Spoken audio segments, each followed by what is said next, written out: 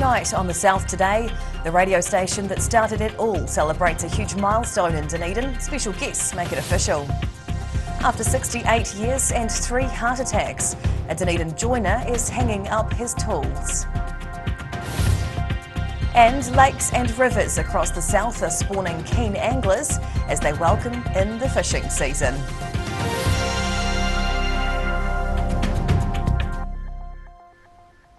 Kia ora, good evening. I'm Hannah Wilkins. The oldest radio station in Dunedin, and in fact the entire Commonwealth, celebrated a huge milestone this morning.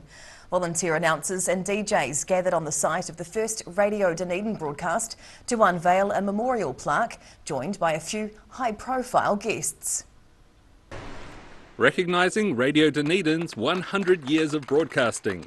Deputy Prime Minister Grant Robertson on hand in Dunedin this morning, unveiling a plaque commemorating a century of continuous community radio. A new plaque on Moray Place marks the site of the first Radio Dunedin broadcast made exactly a century ago, making the station even older than the BBC. The enduring success of the station is all thanks to a colourful cast of loyal volunteers. So it's pretty unique, it's a very special place to be, and I think because we are a group of volunteers essentially. One of the station's longest serving volunteers at the unveiling, Brian Lemin, started in 1965 and says that a few things have changed over the years. The biggest change is computerisation, that's the thing. So when I started, I basically had 2 turntables and that was about it. Celebrations continued back at the Radio Dunedin studios with a birthday cake and a series of special broadcasts. Elation, everybody's happy, everybody's wandering around with big smiles and just enjoying the fact that for the last 100 years we've been on the air and we're going to do it for another 100. This station shows no sign of hanging up the headphones just yet. DJs are planning a special live broadcast from Toitu this weekend. In Dunedin, The South Today. And on Channel 39, we'll be broadcasting a special documentary this Friday at 8:30 p.m. The 2018 film looks back at Radio Dunedin's colourful history. Christchurch residents or visitors caught short in the central city now have a bit further to walk to find a bit of relief. Cathedral Square's eyesore public toilet block has been relocated as city leaders were worried about the view for international visitors to Te Paia Convention Centre. The toilets will be repainted, refurbished and open for the public by early November. The move comes as part of a $3.6 million revamp of Cathedral Square, with improvement work also underway outside the old post office, both due to be completed early next month. 3 heart attacks in 7 years has convinced one Dunedin joiner to stop pushing his luck. Gavin Burke is hanging up the tools after 68 years of service, with his business changing hands. Reminiscing on projects he's worked on over the years, Dunedin joiner Gavin Bork has spent decades inside his workshop, crafting an array of wooden furniture. However, he's leaving his business behind, following a spate of heart attacks, the first needing a last-ditch effort from paramedics to keep him alive. And then when you reach a certain age, you sort of decide it's time to slow down, pull the pin, and I've had a good run so far. He sold his St Kilda workshop to Lee Pickford around 17 years ago, but has kept working for him since. With his retirement, Pickford sold the building to Moro Developments, who plan on turning the site into 9 townhouses. The end of an era for this place anyhow, so yeah, it's had to happen sooner or later, and it's probably happening in the best way it could happen. Bork says he's sad to be seeing his second home demolished, but is excited to spend some time teaching the next generation a few of his tricks of the trade. In Dunedin, The South Today. Trees have been planted alongside Dunedin's George Street as progress on the central city streets continues to grow. This time-lapse showing workers digging deep to get the trees in place, which marks another stage of the George Street redevelopment.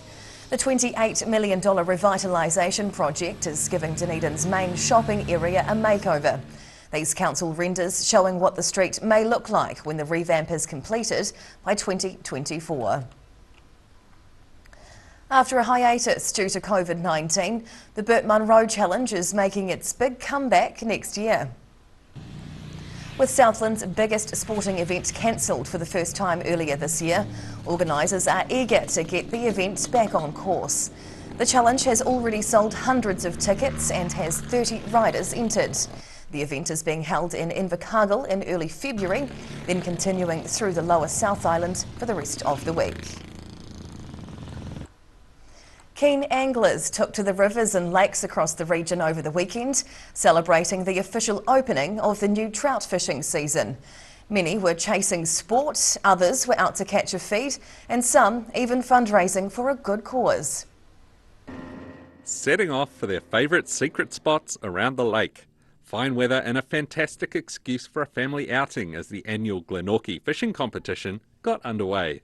Some eager to chase their catch, others content to take their time and let the fish come to them. Organisers say the fishing was red hot, with many fine trout and salmon making the way in. Glenorchy Playgroup is delighted to receive the proceeds from this year's competition, praising the turnout for the charitable event. Fishing competition is a bit of an institution here. It's been running for, I think, 41 years now. And it's a really good community fundraising event. Meanwhile, in the heart of brown trout fishing country on the Mataura River, it was all about the thrill of the chase for these keen anglers. And we just basically do this for sport. We're not here to catch food for the freezer. We've got plenty of food at home. It's just about having a good time. Fishing Game New Zealand say the season is off to a great start, with most Southland anglers reporting success. Across the South Today.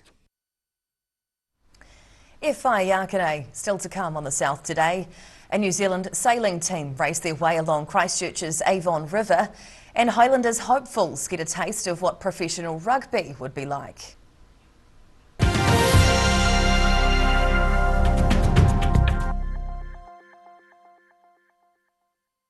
All new episodes of Put Some Colour in Your Life are now screening on Channel 39. Take a look at Australian artists and the techniques they use in their studio. Put Some Colour in Your Life. Tuesdays, 7:30.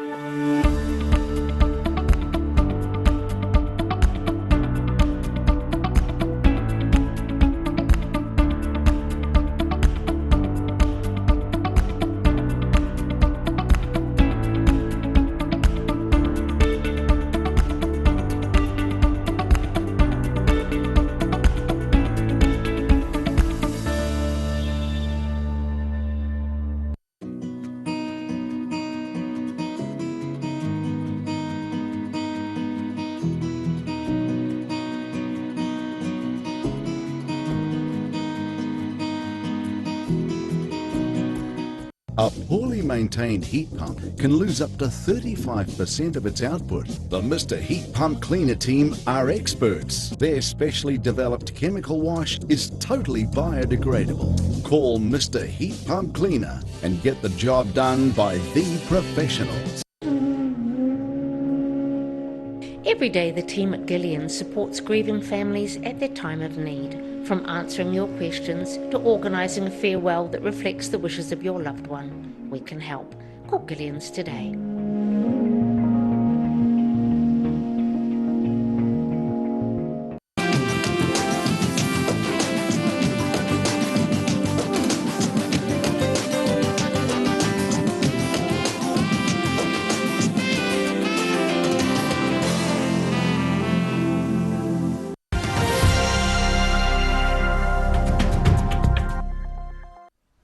Tēnā koe, welcome back. New Zealand's Sail GP team was in Christchurch recently, racing in a different boat to what they're used to. The crew teamed up with locals to race along the Avon River in Waka, with one team coming out on top. Chaos reigned on the Avon at the weekend as two walkers fought it out for line honours. Sail GP's Peter Burling, Lewis Sinclair and Blair Tuke were a part of each team, honing their waka skills alongside Christchurch locals. But it was clear the race wasn't going to be plain sailing. So it was a whole new experience, and it's cool to see everyone super excited by it and getting involved in a bit of competition. The three experienced sailors lending a hand at the paddles to promote the SailGP's event next year. But as the sky cleared and the sun came out, their efforts had little effect on the performance of the two teams. Navigating the waters and coordinating their paddles proved too much for their inexperience, and like any race, there could only be one outcome. Well, I was on the one that won, which was pretty cool, but yeah, it's great to be down here, able to get a bit of excitement going for what's going to be an amazing summer. Burling and his men promoting next year's March event. It's obviously beautiful breeze blowing up and down the sound there, so it's going to be super exciting to get these boats down here in a little under 5 months' time now. The team were particularly happy that they could at last bring SailGP's competition to Christchurch after last year's event was cancelled, the crowd loving the autographed caps and the SailGP paraphernalia. In Christchurch, the South Today. Potential up-and-coming Highlanders of tomorrow have been shown what's in store if they take rugby to a professional level. Aspiring players from various southern schools have been in a training camp over the past 3 days at John McGlashan College, underneath the watchful eye of the Highlanders talent identification manager.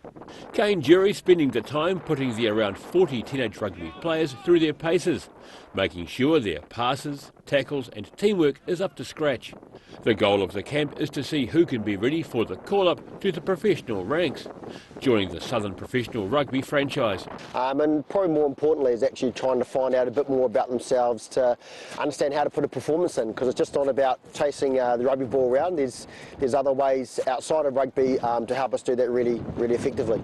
Another reason for the camp is to prepare the Highlanders Schools squad for today's game against the Junior Crusaders for a game of 3 halves. In Dunedin, the South Today. And now recapping tonight's top stories on the South Today. Radio Dunedin celebrated a century on local airwaves, continuing the legacy as one of the oldest in the world. Dunedin joiner Gavin Burke hangs up the tools to retire after 68 years of service. And southern anglers are wading into the lakes and rivers as the fishing season gets underway.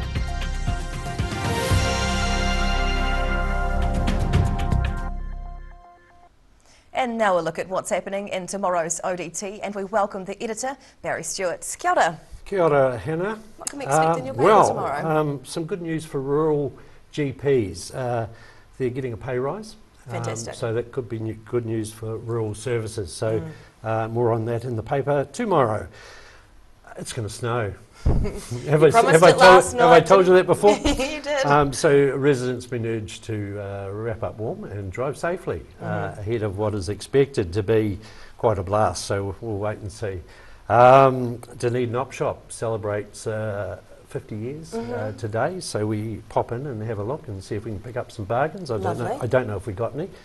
About 7,000 academics, researchers and general staff from all 8 universities in New Zealand are going on strike on Thursday, we understand.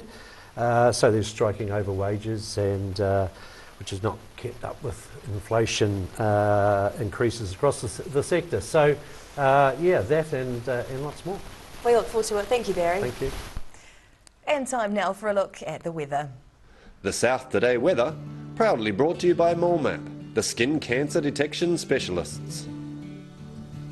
Looking at the situation, well, the coldest air of the year arrives tomorrow, with snow to low levels across the region and winds at gale force about the coasts. Heading to the top of the South Island, showers with strong southwesterlies and 14 up in Nelson and Greymouth tomorrow. In Christchurch may get late snow and freshening winds, and 9 degrees at the high.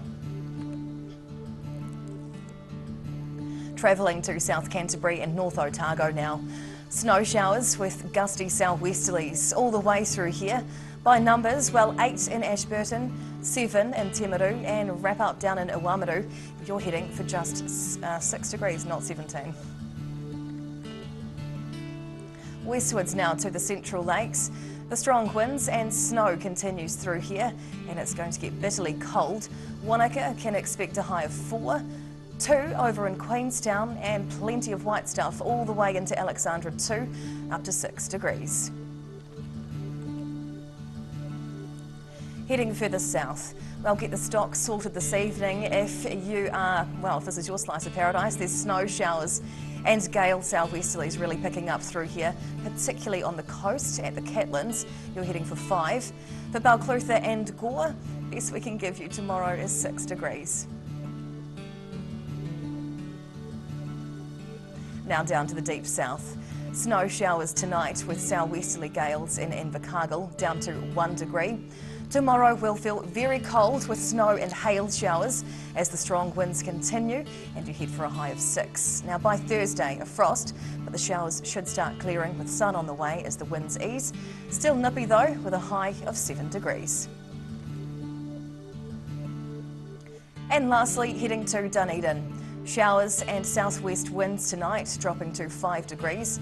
Snow flurries tomorrow morning and then heavier snow during the afternoon as the gale force winds pick up. Just 6 degrees for the city. And this wild October weather, it should ease on Thursday, but still up to just 7 as the high. And that's the news this Tuesday. For the latest news and videos from the southern region, head online to odt.co.nz. And you can follow Channel 39 on YouTube to catch our news bulletins on demand. We'll see you again tomorrow. Ka kite a popo.